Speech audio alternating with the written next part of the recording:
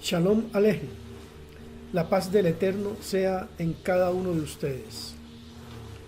A continuación, comentarios de la parashá número 2, Noah, que significa descanso.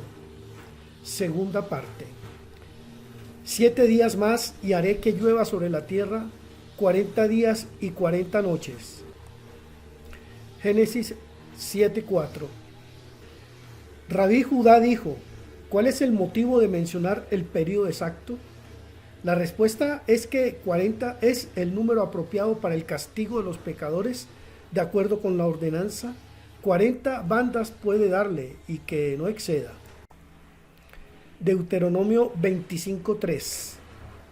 Además, este número corresponde a los 4 rincones del mundo, de modo que haya 10 para cada rincón. Pues desde que el hombre fue creado de los 4 rincones del mundo, y el decreto continúa, y yo borraré de la faz de la tierra toda sustancia viviente que hice. Para este propósito se requerían 40. Rabí Isaac estudiaba regularmente con Rabí Simeón. Un día le preguntó, con referencia al pasaje, y la tierra estaba corrompida, si los hombres pecaron, ¿por qué ha de llamarse corrompida la tierra? Rabí Simeón contestó: encontramos un paralelo en el pasaje y el país fue manchado. Por eso yo inspeccioné la iniquidad sobre ella. Levítico 18:25. Donde surge el mismo problema.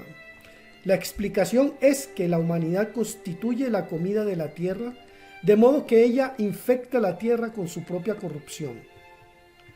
Esto lo aclaró el lenguaje de la escritura en el pasaje, y Dios miró la tierra y vio que estaba corrompida, porque toda carne ha corrompido su camino sobre la tierra.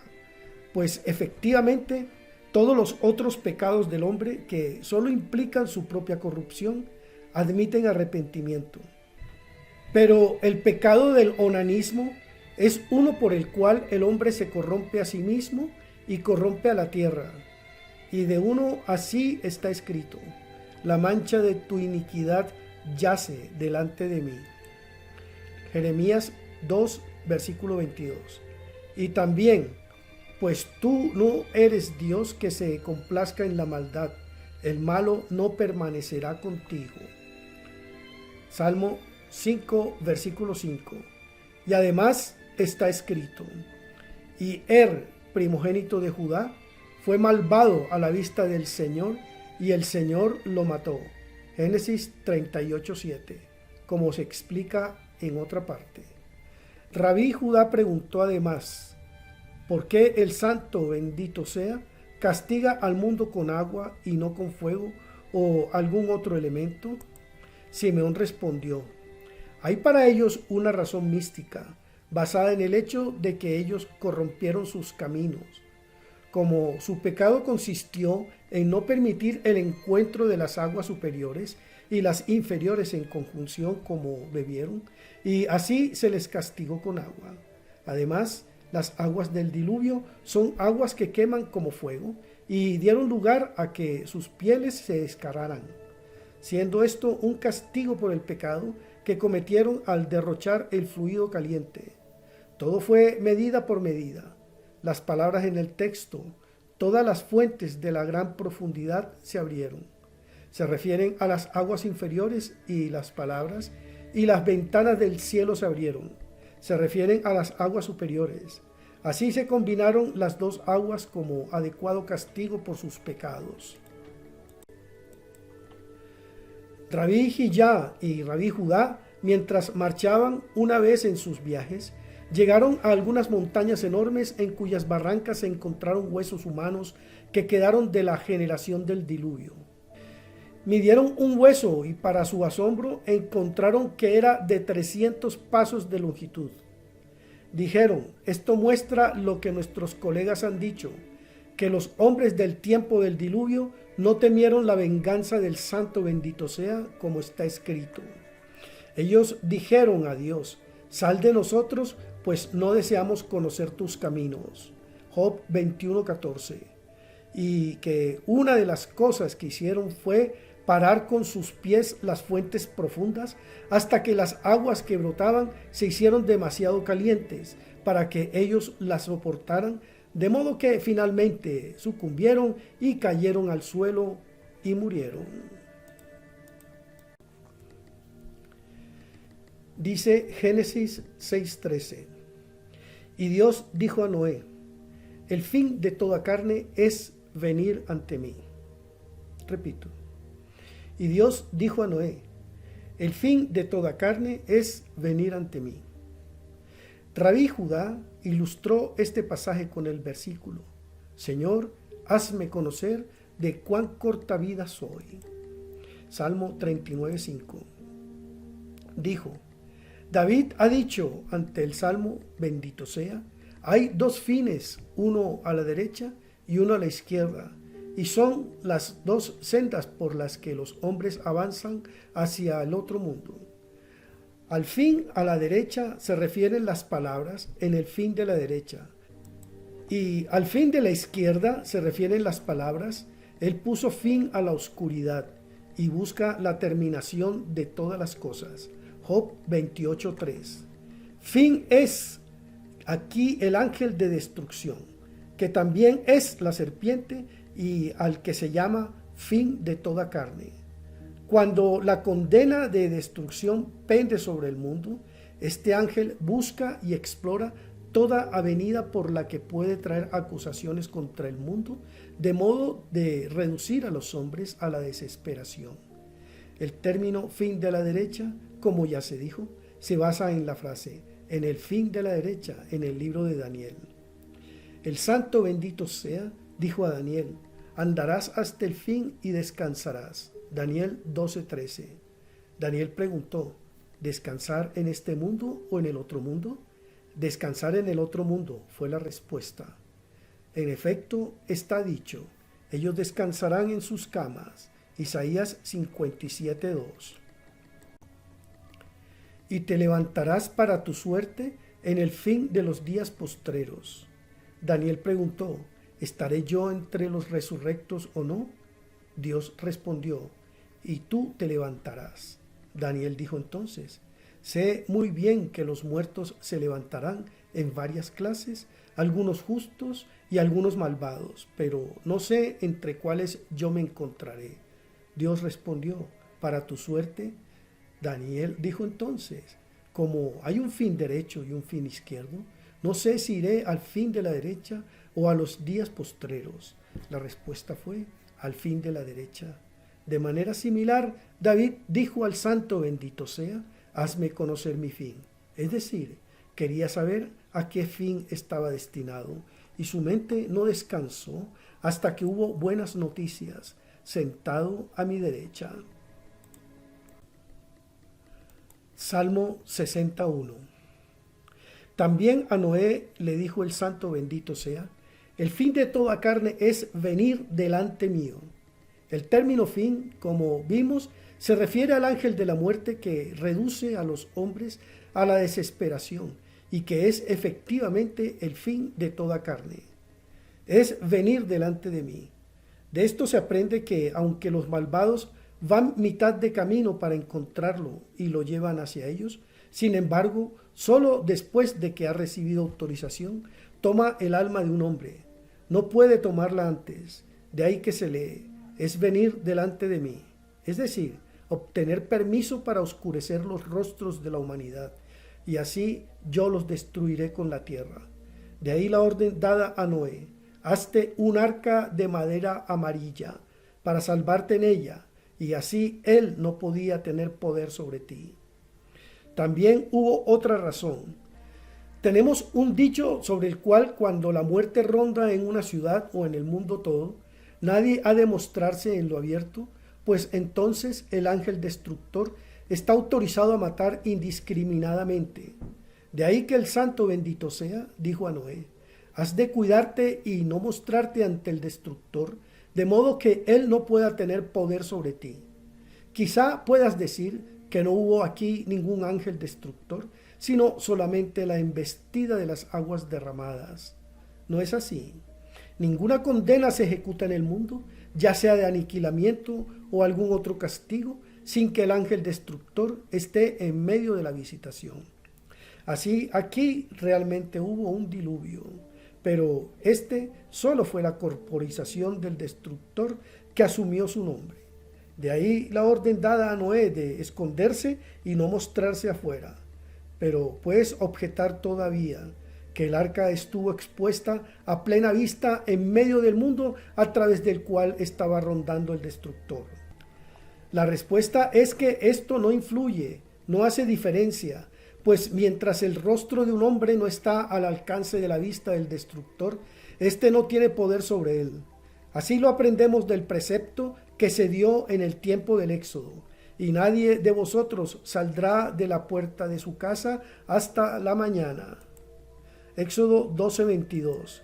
Y la razón para ello fue que el destructor se encontraba entonces afuera, con poder para destruir a cualquiera que se mostrara ante él. Por la misma razón se retiró Noé, y junto con él todos a su cargo, al arca, de modo que el destructor no tuviese sobre él poder. Génesis 7:6. Y Noé era de 600 años de edad. ¿Por qué especifica aquí la edad de Noé? La razón de ello es que si no hubiera alcanzado esta edad, aún no estaría calificado para entrar en el arca y unirse con ella. Por eso, después de haberse completado la medida de los pecados del mundo, Dios los difirió hasta que Noé, habiendo vivido hasta la edad de 600 años, alcanzó su pleno desarrollo y logró la condición de un hombre justo y perfecto. Fue entonces que entró en el arca y reprodujo la pauta suprema. Y yo, mira, yo traigo el diluvio de aguas. Obsérvese la repetición del término mira yo, después de yo. La explicación es la siguiente. Toda vez que se emplea el término aní, yo, de la deidad, significa la relación de un cuerpo a un alma que lo inspira. Por eso se lo llama figuradamente el signo del pacto. En el pasaje, yo, aní, observa, soy, mi pacto contigo. Génesis 17:4. Es decir, yo, que soy manifiesto y en vías de ser conocido. Yo, el trono para la esencia en lo alto. Yo, que ejecuto venganza de generación a generación. La palabra Beaní y yo corporiza masculino y femenino en conjunto. Luego el masculino es señalado separadamente como estando listo para ejecutar juicio. Y la palabra que yo, inení, yo traigo el diluvio de aguas. Si se dice diluvio, ¿por qué decir también aguas?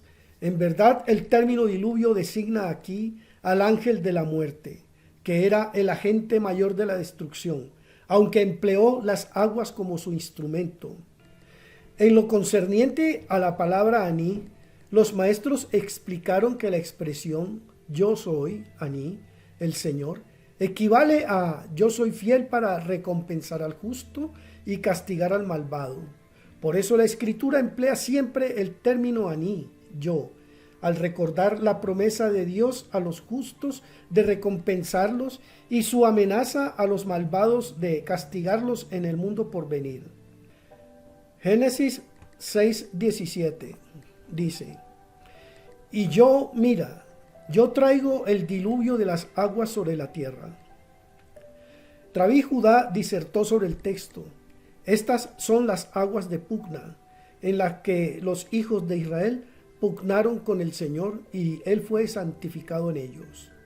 Números 20:13 dijo, ¿cómo esta no fue la única ocasión en que los hijos de Israel pugnaron con el Señor? ¿Por qué el epíteto de pugna está ligado en particular a esas aguas?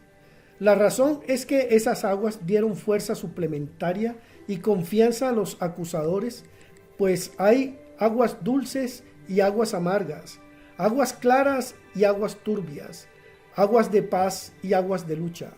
Esas fueron aguas de lucha, porque a través de ella Israel se dirigió hacia el visitante ingrato, mediante el cual se manchó, y esto se indica con la palabra Vayikadesh.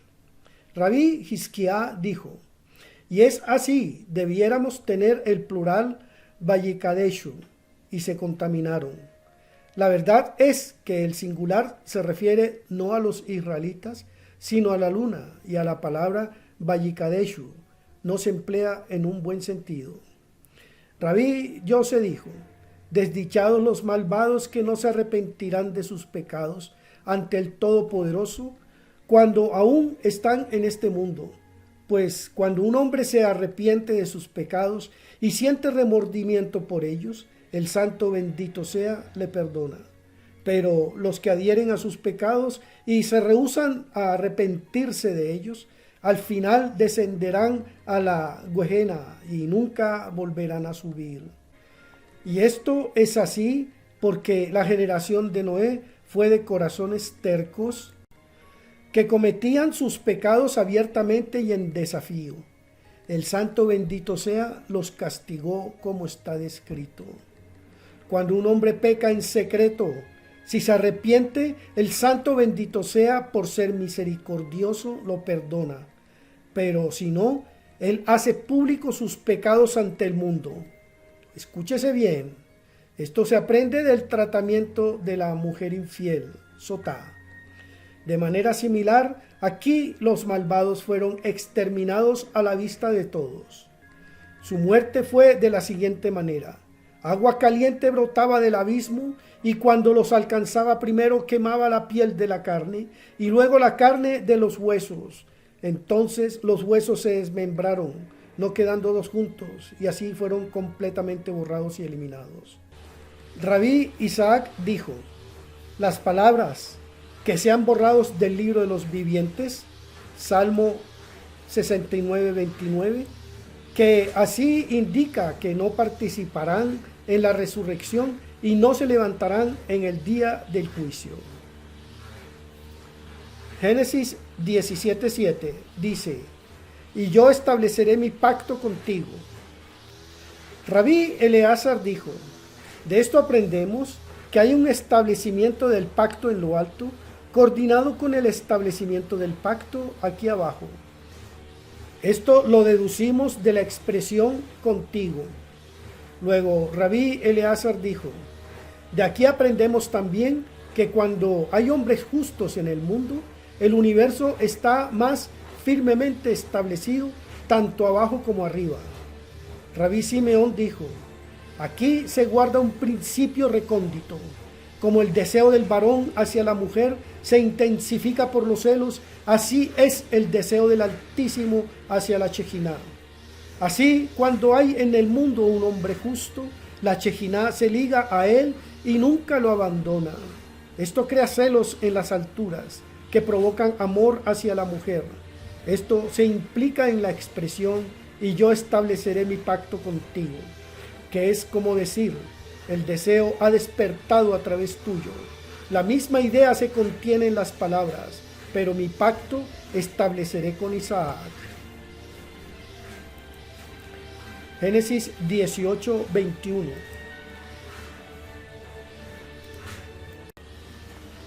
Y yo estableceré mi pacto contigo. En otras palabras, tú serás la corporización de mi pacto en el mundo. Y luego: y tú entrarás en el arca, pues en caso contrario Noé no hubiera sido justo. No habría entrado en el arca, porque solamente el justo, el sadik, puede unirse con el arca, como se explicó. Rabí Eleazar dijo: mientras los hombres permanecen ligados a ese arca y no dejan de atenerse a ella, no hay nación o lenguaje en el mundo que los pueda dañar. También Noé se atuvo firmemente al pacto y lo observó, y por eso el Santo bendito sea lo preservó. Pero todos sus contemporáneos que no se atuvieron al pacto fueron destruidos, como ya se señaló. El modo de la destrucción de ellos correspondió a la índole de sus pecados. Rabí Judá estudiaba regularmente con Rabí Simeón. En una oportunidad hablaron sobre el versículo y él reparó: curó el altar del Señor que fue derribado. Primera de Reyes 18:30. Génesis capítulo 7 versículo 1 dice: y Dios dijo a Noé: ven tú y todo tu hogar. Rabí Simeón dijo: ¿cómo es que en todo este pasaje Dios siempre es designado Elohim, salvo en este lugar donde se encuentra el nombre Jehová, que significa el atributo de misericordia? Hay aquí un sentido interno que es al mismo tiempo una lección. La lección es que una mujer no puede admitir en su casa una visita sin el consentimiento de su marido. Así, aquí cuando Noé deseó entrar en el arca y unirse con el arca, ésta no podía admitirlo antes que su amo diera su permiso de entrar, y dijo: ven tú y todo tu hogar y entren en el arca. De ahí que el nombre Jehová se emplea aquí para designar lo que llamamos el esposo del arca. De manera similar, cuando se aprende que el visitante no puede entrar en la casa si no es con el consentimiento del marido, que es el dueño de la casa, y por eso solo entró Noé. Observen nuevamente las palabras: por ti yo he visto al justo ante mí en esta generación. De esto se aprende de que el hombre no ha de admitir en su casa ningún visitante del que sospeche mala acción, sino solamente a un visitante que a sus ojos esté por encima de sospecha. De acuerdo con este principio, Dios dijo a Noé: vengan tú y todo tu hogar y entren en el arca. Por ti yo he visto al justo ante mí en esta generación. Luego aprendemos que se ha de obtener permiso especial para los del hogar del visitante, como está escrito: ven tú y tu hogar. Génesis 7, versículo 7 dice: y Noé entró, y sus hijos y su mujer, y los hijos de sus mujeres con él. Rabí Hillá citó en relación a esto el versículo: ¿puede alguien esconderse en lugares secretos de modo que yo no lo vea? Dijo el Señor. Jeremías 23:24. Cuán ciegos y obtusos son los hijos de los hombres, que no miran y no conocen el honor de su amo, de quien está escrito: ¿no lleno yo cielo, tierra? Y sin embargo los hombres imaginan que pueden esconder sus pecados y dicen: ¿quién nos ve? ¿Y quién nos conoce? ¿Dónde, en efecto, pueden esconderse? Dice Dios a los malvados: ¿puede alguien esconderse en lugares secretos de modo que yo no lo vea? Que es como decir: yo he creado todos los abismos y cavernas, he hecho la oscuridad y luz, y entonces ¿podéis pensar en esconderos de mí? Observen esto. Cuando un hombre peca ante su amo y emplea todos los recursos para esconderse, el santo bendito sea lo castiga abiertamente. Pero el hombre puede purificarse de sus pecados, y entonces Dios lo protegerá de modo que no sea visible en el día de la ira tremenda del Señor. Pues seguramente el hombre puede poner cuidado para no hacerse visible al ángel destructor cuando desciende sobre el mundo y no dar noticia de sí, pues ese ángel está autorizado a destruir a cualquiera que le es visible. Esto concuerda con una observación de Rabí Simeón de que un hombre poseído de un ojo malo lleva consigo el ojo del ángel destructor. De aquí que se le llame destructor del mundo. La gente debe estar en guardia contra él y no hallarse cerca de él, de modo que él no la dañe. Realmente está prohibido hallarse abiertamente cerca de él. Por eso, si es necesario cuidarse de un hombre con un mal de ojo, cuánto más ha de cuidarse uno del ángel de la muerte.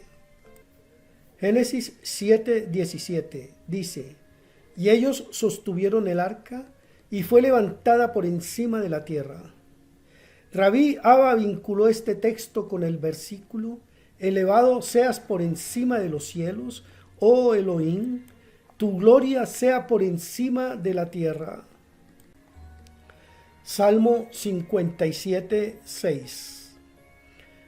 Desdichados, dijo, los pecadores que diariamente provocan a su amo y por sus pecados rechazan la Shekinah y hacen que desaparezca del mundo, acerca de lo cual la Escritura dice, aquí se llama Elohim la Shekinah.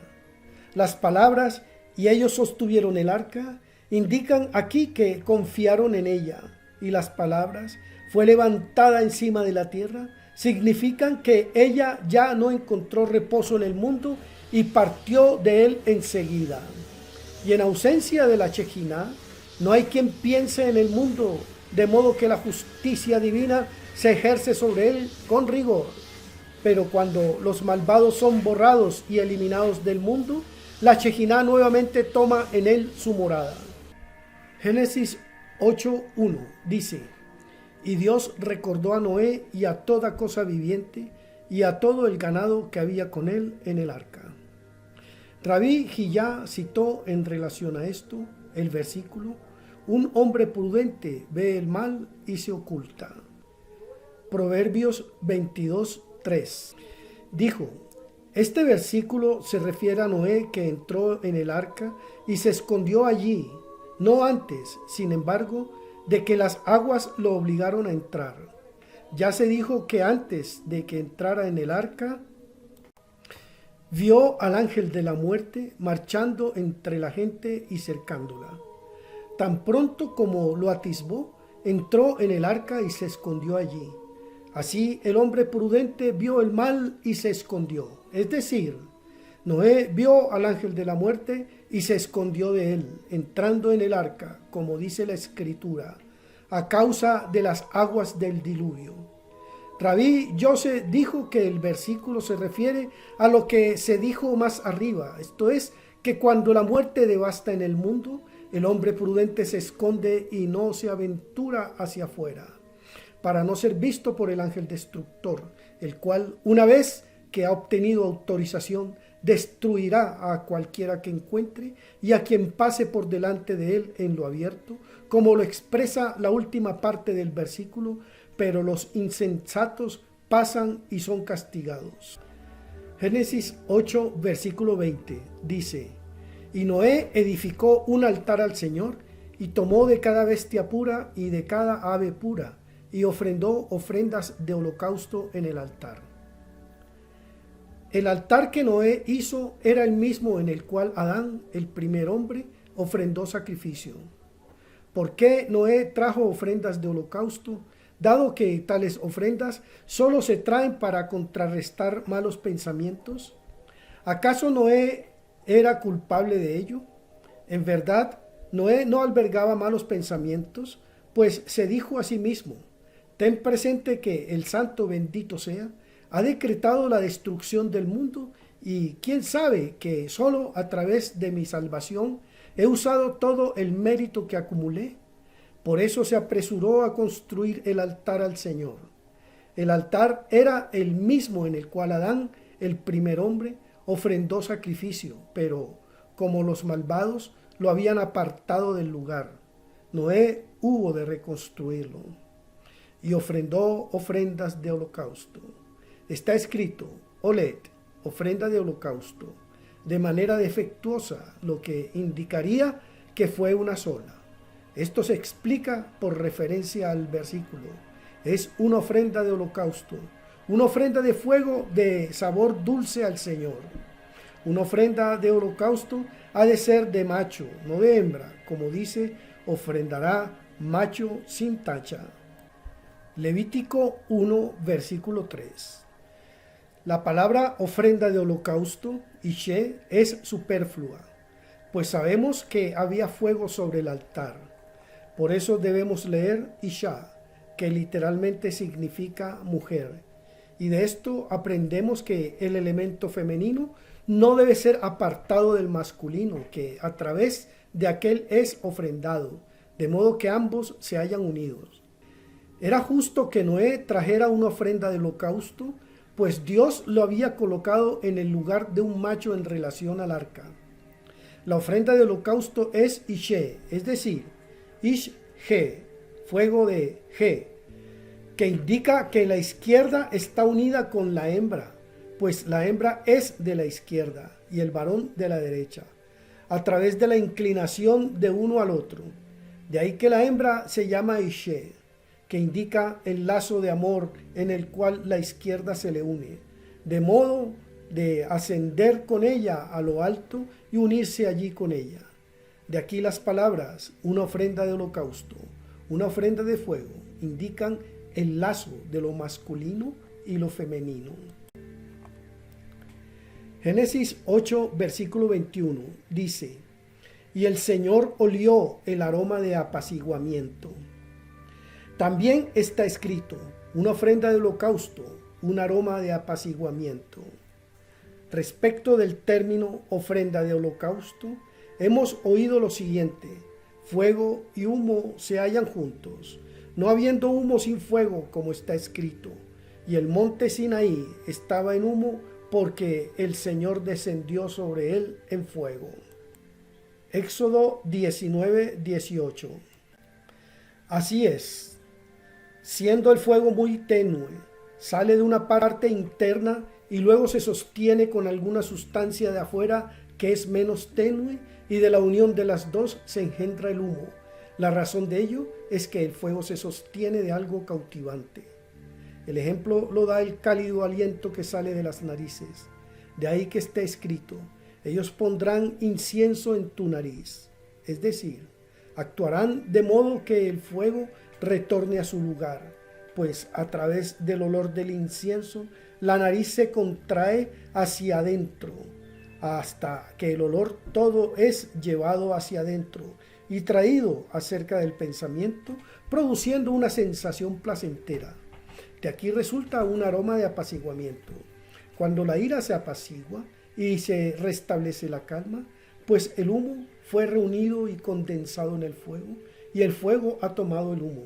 Ambos fueron empujados más y más hacia atrás, hasta que la ira se apaciguó y se formó una reunión que se llama apaciguamiento. Un apaciguamiento del espíritu, un regocijo universal, una radiación de lámparas, un brillar de rostros, y así, y el Señor olió el aroma de apaciguamiento como uno que huele y lleva el perfume hacia el lugar más interior. Génesis 9, versículo 1 dice: y Dios, Elohim, bendijo a Noé y a sus hijos y les dijo: sed fecundos y multiplicaos. Rabí Abba comenzó su discurso con el texto: la bendición del Señor hace rico y no se le agregará dolor. Proverbios 10, 22. La bendición del Señor está liada con la Shejiná, la cual está encargada de las bendiciones del mundo, y de ella fluyen bendiciones para todos. Observe que primero fue escrito: y Dios dijo a Noé: entra tú y todo tu hogar en el arca, que concuerda con lo que se dijo antes, que el dueño de la casa le dio permiso de entrar, mientras que después fue su mujer la que lo apresuró a salir del arca, como está escrito.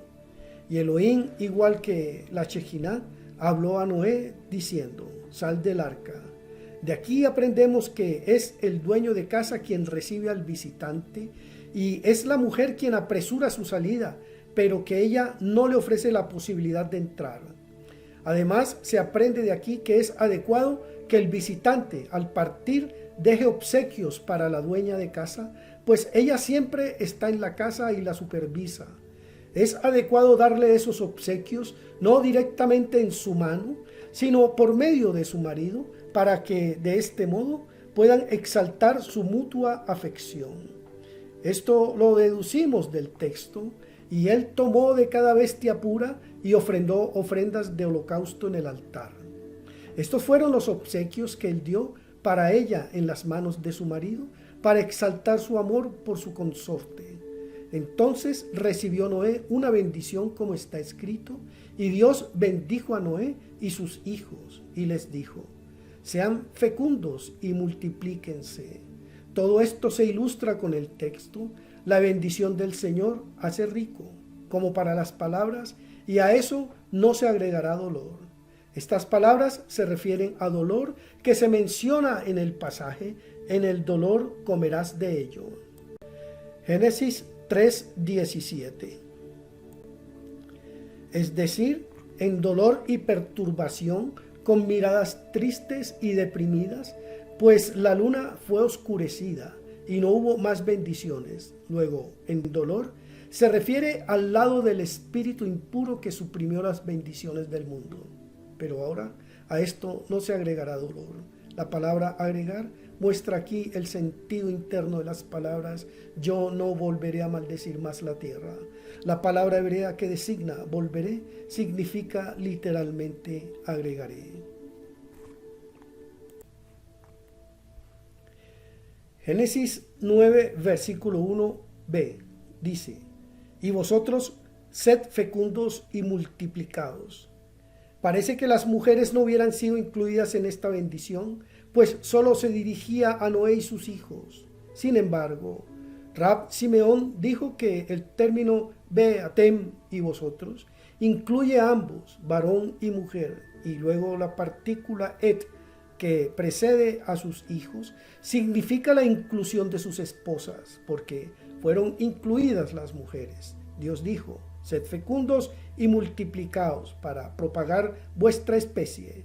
En esta ocasión, el santo bendito sea, le dio 7 preceptos de la Torá a ellos y a sus sucesores, hasta que los hijos de Israel estuvieran en el monte Sinaí, cuando recibieron todos los preceptos de la Torá en un código. Génesis 9, versículo 8 dice: y Dios dijo a Noé: esta es la señal del pacto que yo hago en mí y tú.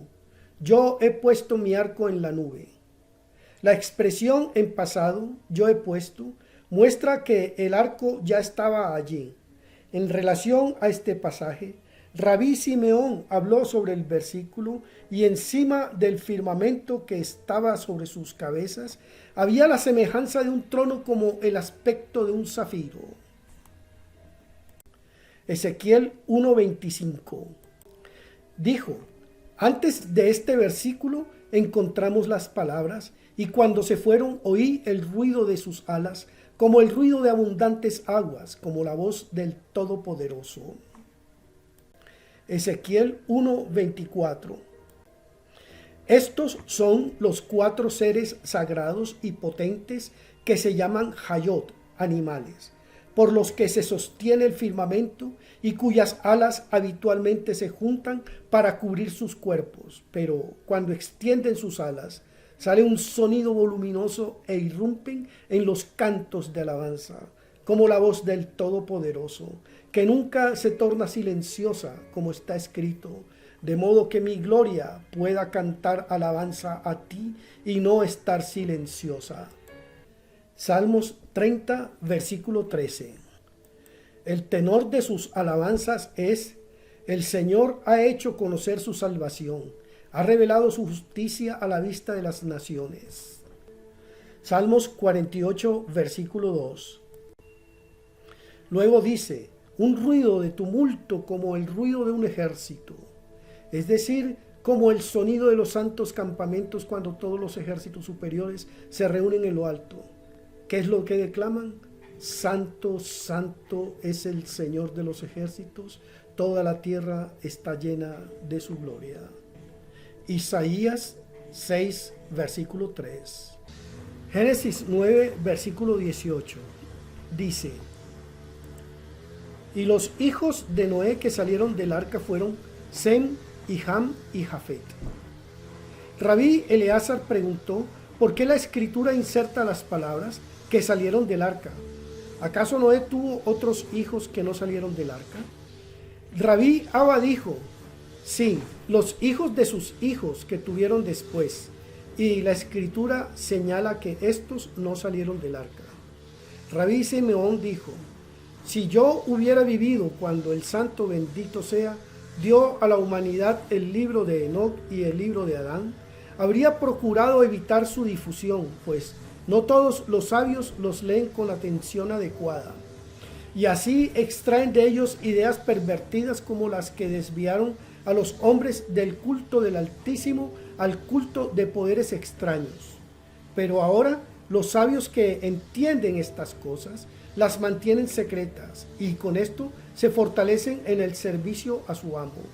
De los 3 hijos de Noé que salieron del arca, Sem, Ham y Jafet, Sem simboliza el lado derecho, Ham el izquierdo, y mientras Jafet representa la púrpura, que es una mezcla de los dos.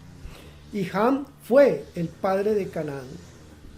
Ham representa la basura y la escoria del oro, la pugna y el surgimiento del espíritu impuro de la vieja serpiente. Por eso se lo designa como el padre de Canaán, es decir, de Canaán que oscureció los rostros de la humanidad. Por eso también se hace una mención especial de Ham en las palabras Ham, el padre de Canaán, es decir, el notorio oscurecedor del mundo, mientras no se nos dice que Sem fue el padre del fulano de tal, o que Jafet fue el padre de fulano de tal. No se lo menciona inmediatamente a Ham, sino que se señala que fue el padre de Canaán. De ahí que fue antes del establecimiento de los patriarcas y antes de que existiera en el mundo la simiente de Israel, de modo que el país no podía aún designarse por ese honrado y santo nombre. Observe que cuando Israel era virtuoso, el país se llamó por su nombre, el país de Israel. Pero cuando Israel no fue digno, se lo llamó con otro nombre, el país de Canaán. De ahí que esté escrito, y él dijo, maldito sea Canaán, será entre sus hermanos un servidor de servidores, por la razón de que trajo maldición al mundo. De la misma manera que la serpiente contra la cual se pronunció la condena, maldita eres entre los animales. Estos fueron los hijos de Noé. Por esos 3 se estableció todo el mundo, y también el simbolismo superior, y de esos toda la tierra fue cubierta. Hay aquí una referencia a los 3 colores superiores, pues cuando el río que perennemente irrigaba el jardín, por la fuerza de esas influencias superiores, esos colores terrenales se expandieron aquí abajo. Cada uno se combinó con los otros, lo que muestra que la gloria del Santo, bendito sea, se extiende a través de todas las alturas y profundidades, y Él es uno arriba y abajo. Génesis 9:20 dice, y Noé el agricultor comenzó y plantó un viñedo. Rabí Judá y Rabí Yose discreparon en cuanto al origen de la vid. Uno dijo que procedió del jardín de Edén y Noé ahora la plantaba aquí. El otro dijo que la había sobre la tierra antes del diluvio y Noé de nuevo la plantó. En el mismo día floreció y maduró y trajo uvas. Entonces Noé exprimió de ellas el vino y bebió de él y se embriagó. Rabí Simeón dijo, hay una referencia mística en este versículo. Cuando Noé empezó a incurrir en el pecado de Adán, no con el fin de practicarlo, sino para entenderlo y así advertir contra ese pecado al mundo, exprimieron las uvas para hacer investigaciones en ese viñedo, pero cuando alcanzó ese punto estuvo ebrio y desnudo. Perdió su equilibrio mental y descubrió la brecha del mundo que hasta entonces estaba cerrada. Dice, en su tienda está escrito, Olo, que literalmente significa la tienda de ella, que es una alusión a la idea que contiene el pasaje, y no te acerques a la puerta de la casa de ella. Proverbios 49:3, implicando la tienda de ella, la tienda de ese viñedo.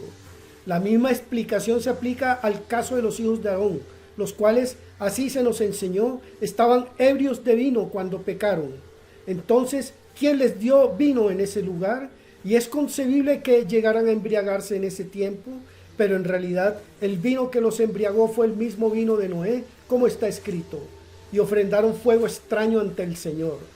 Término análogo al que se encuentra en el pasaje, que pueda mantenerte apartado de la mujer ajena. Proverbios 7, versículo 5.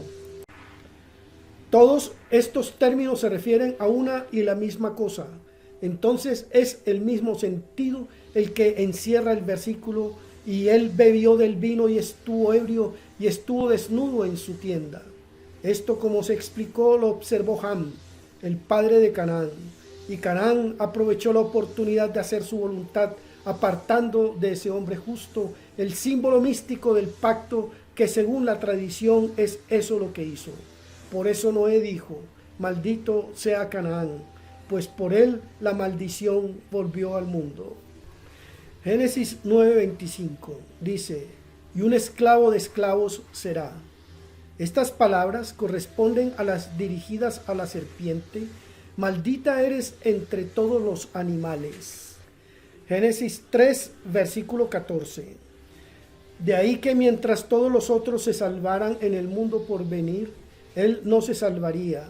Todos obtendrán su libertad, pero él no. Este misterio lo conocen los adeptos de los caminos y las sendas de la Torá. Génesis 11:1 dice: y toda la tierra era de una sola lengua y de un habla única. Rabí Simeón comenzó su exposición con el versículo: y la casa, al ser construida, fue edificada de piedra hecha pronta en la cantera, y no había martillo, ni hacha, ni ningún implemento de hierro se oyó en la casa mientras se la edificaba. Primera de Reyes 6, versículo 7. Dijo: la frase en su construcción implica autoedificación, como si fuese sin manos de artesanos. ¿Acaso Salomón y toda su gente de trabajo no estaban comprometidos en la obra de la construcción? Aquí fue como con el candelero, respecto del cual leemos: y harás, y el candelero será hecho de a golpes. Éxodo 25:31. Si el candelero debía ser hecho por sí mismo, ¿por qué decir lo harás? En realidad fue hecho por sí mismo por un milagro. Tan pronto como los artesanos pusieron sus manos a la obra, se les mostró cómo proseguir de una manera completamente nueva para ellos. La razón de que fuera así era que la bendición del Altísimo permaneció sobre sus manos, y de manera similar ocurre aquí con la construcción del santuario. Fue edificado de su propio acuerdo, aunque aparentemente por las manos de los trabajadores. Mostró a los trabajadores un diseño que guió sus manos y del cual no apartaron sus ojos hasta que estuviera completa la construcción de la casa. Rabí Simeón dijo: cuán preciosas son las palabras de la Torá. Feliz es la suerte de quien se ocupa con ellas y conoce cómo seguir la senda de la verdad. Al decir: y toda la tierra era de un único lenguaje y una habla única, es decir, el mundo aún era una unidad con una fe única en el Santo bendito sea.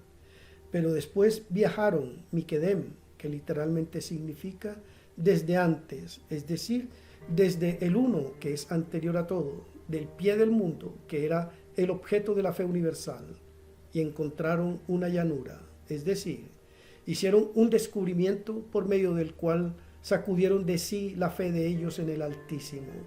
Así está escrito de Nimrod: y el comienzo de su reino fue Babel, siendo este el punto de partida del cual comenzó a ligarse a otros poderes. De manera similar, aquí encontramos una llanura en el país de Shinar, un lugar en el cual concibieron la idea de abandonar el poder supremo por otro poder. Y dijeron: venid, construyamos para nosotros una ciudad y una torre con su cúspide en el cielo, y hagamos para nosotros un hombre. Génesis 11:4 dice: y dijeron: venid, construyamos para nosotros una ciudad y una torre con su cúspide en el cielo, y hagamos para nosotros un nombre. Rabí ya comenzó su discurso con el texto: y los inicuos son como el mar agitado. Isaías 57:20. ¿Cómo se puede decir del mar que está agitado? Cuando se torna violentamente agitado, y es llevado de un lado a otro, y es arrojado de su cauce. Entonces es como un hombre ebrio que se tambalea y se inclina hacia arriba y hacia abajo, pues no puede descansar, y sus aguas se lanzan con barro y suciedad. Isaías 57:20. Es decir, tira hacia arriba toda la suciedad y sustancia putrefacta del mar hacia la orilla. Así ocurre con los inicuos que abandonan la senda recta y tambalean y se bambolean en los caminos que han tomado, como un hombre ebrio de vino. Y aún más, con cada palabra que dicen en su furia, sale de su boca inmundicia y abominación, de modo que se hallan exteriormente manchados. Ved ahora, dijeron, venid, construyamos una ciudad y una torre con una cúspide en el cielo.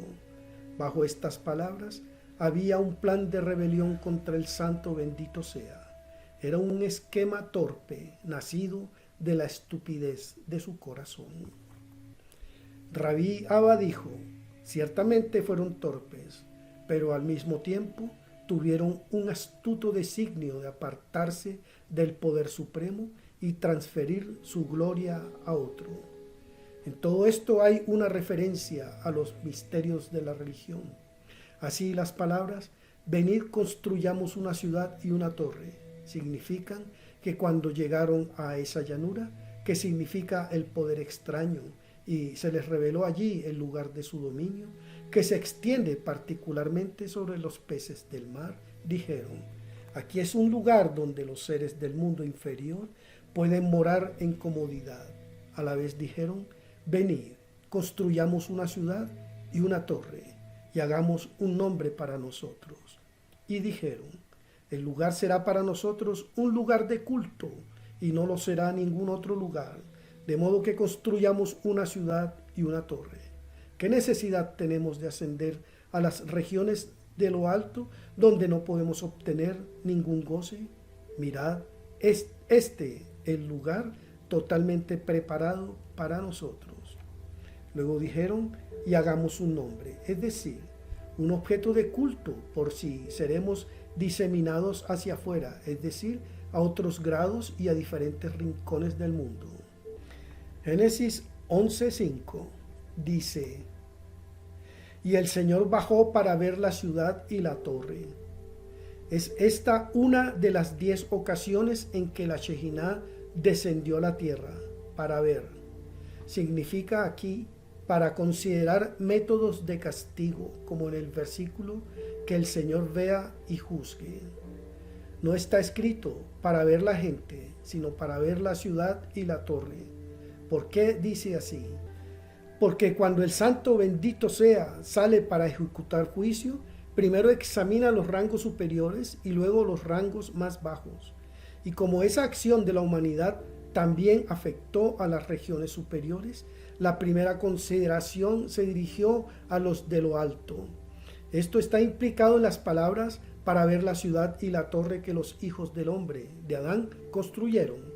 Aquí la humanidad se llama hijos de Adán, porque fue Adán, el primer hombre, quien se rebeló contra su amo y trajo muerte al mundo. Cuando se dice, y el Señor dijo, he aquí que ellos son un pueblo y todos tienen lengua, es decir, estando unidos pueden efectivamente tener éxito en su empresa. Por eso que sean dispersados todos los grados, cada uno en su propia dirección, y de esta manera la humanidad abajo también se dispersará. De ahí que está escrito, y el Señor los diseminó desde entonces. ¿Por qué confundió su lengua? Porque todos hablaban la lengua santa, y esto era para ellos una ayuda, pues en la exteriorización de la plegaria son las palabras hebreas las que expresan plenamente el propósito del corazón y así ayudan al logro del fin deseado. De ahí que fue confundida su lengua para que no pudieran expresar sus deseos en la lengua sagrada. Como los ángeles en lo alto solo entienden la lengua sagrada, el hebreo, y ninguna otra, tan pronto como fue confundido el lenguaje de los rebeldes, ellos perdieron la fuente de su poder. pues lo que los hombres expresan abajo en la lengua sagrada, lo entienden y escuchan todos los ejércitos del cielo, pero ellos no entienden ninguna otra lengua. De ahí que tan pronto como la lengua de los constructores fue confundida, ellos dejaron de construir la ciudad, pues su fuerza estaba quebrada y no eran capaces de alcanzar su propósito. Observen una vez más lo que está escrito. He aquí que ellos son un pueblo y todos tienen una lengua, siendo de un solo espíritu, de una voluntad y hablando una lengua. Nada de lo que se propongan hacer les será impedido. Pero Dios dijo: yo sé qué hacer. Yo confundiré para ellos los grados en lo alto y su lengua abajo, y así parará su obra. Y bien, viendo que a causa de que todos eran de un mismo espíritu y una voluntad, y hablaban la lengua santa, está escrito de ellos: nada de lo que se propongan hacer les será impedido. Y el juicio supremo fue impotente frente a ellos. Cuanto más se aplica esto a nosotros o a cualquier otro grupo que se ocupa con el estudio de la Torá. Rabí Yose dijo: de aquí aprendemos que la gente querellosa pronto llega a la pesadumbre. Pues vemos aquí que mientras los pueblos del mundo vivieron en armonía, siendo de un solo espíritu y una voluntad, aunque se rebelaron contra el santo bendito sea, el juicio supremo no podía tocarlos. Pero tan pronto como se dividieron, el Señor los dispersó. Del mundo por venir está, sin embargo, escrito: pues entonces yo devolveré a los pueblos una lengua pura, para que todos puedan invocar el nombre del Señor, para servirlo con un solo acuerdo. Sofonías 3, versículo 9. Y también: y el Señor será rey sobre toda la tierra. En ese día el Señor será rey sobre toda la tierra. En ese día el Señor será uno, y su nombre uno. Zacarías 15, versículo 9. Bendito sea el Señor por siempre. Amén y amén.